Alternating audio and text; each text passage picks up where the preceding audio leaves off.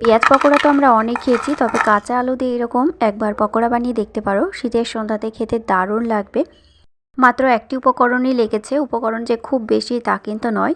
আলুটা আমাদের ঘরে প্রত্যেকেরই থাকে। তো এখানে ছোট বড় মিলিয়ে 5টা মতো আলু নিয়েছি। আলুর খোসাটাকে ভালো করে ছাড়িয়ে নিয়েছি। এবার গ্রেটারের মিহি অংশটা দিয়ে ভালো করে গ্রেট করে নিতে হবে। তো গ্রেটারের যে মোটা অংশটা আছে সেটা দিয়ে কখনোই গ্রেট করবে না, তাহলে মোটা হয়ে যাবে। তো এবার ভালো করে ধুয়ে নিতে হবে। আলুর ভেতরে যে কষটা থাকে সেটা থাকলে আলুটা কালো হয়ে যাবে।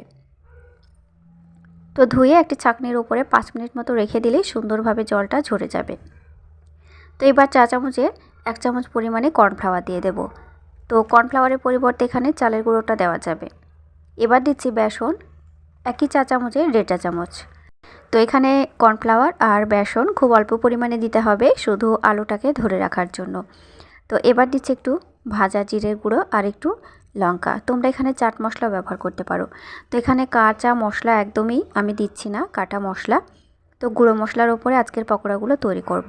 সবশেষে স্বাদ মতো লবণ দিয়ে দিলাম। এবার হাত দিয়ে ভালো করে মেখে নিতে হবে।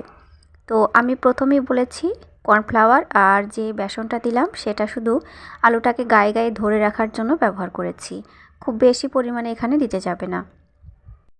জলের একদমই পরিবর্তন হবে না এখানে, আলুর ভেতরে যথেষ্ট জল আছে, সেই জল দিয়ে ভালোভাবে মাখানো হয়ে যাবে। আর এমনি যেহেতু আমি লবণ ব্যবহার করেছি, তো লবণটা দেওয়ার ফলে আলু থেকে জল ছাড়তে শুরু করে দেবে। তো এই পকোড়াটা বাড়িতে একবার বানিয়ে খেয়ে দেখতে পারো, ভীষণ ভালো লাগে।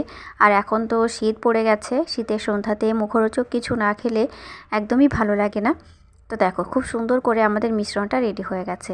দেখো আমরা চাইলে ঠিক এইরকম বলের মতো করে কিন্তু পকোড়াগুলো ভাজতে পারি।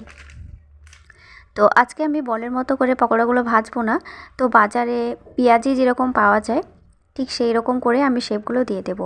তো এই রকম করে ভাজা কিন্তু ভীষণ সহজ। শুধু হাতের আলতো হাত দিয়ে একটু তুলে নিতে হবে, আঙুল দিয়ে 3 আঙুল দিয়ে তারপরে তেলে ছেড়ে দিতে হবে।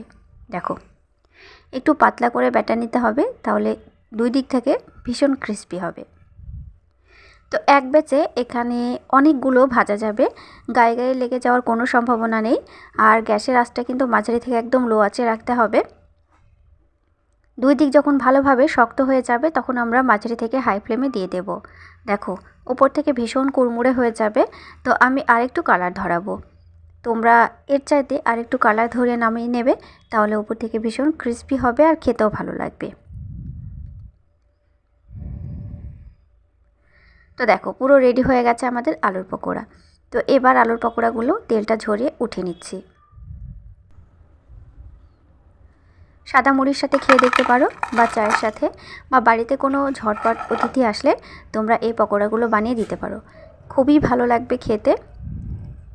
তো আজকের পকোড়া তোমাদের কেমন লেগেছে অবশ্যই আমাকে কমেন্টের মাধ্যমে জানিয়ে দিও। আর নতুন নতুন রেসিপি পেতে হলে অবশ্যই চ্যানেলটি সাবস্ক্রাইব করে দিয়ে পাশের বেল আইকনটি প্রেস করে রেখো। আর অবশ্যই আমাকে কমেন্ট করে দিও তোমরা কী ধরনের ভিডিও দেখতে চাও। দেখো কতটা ক্রিস্পি হয়েছে।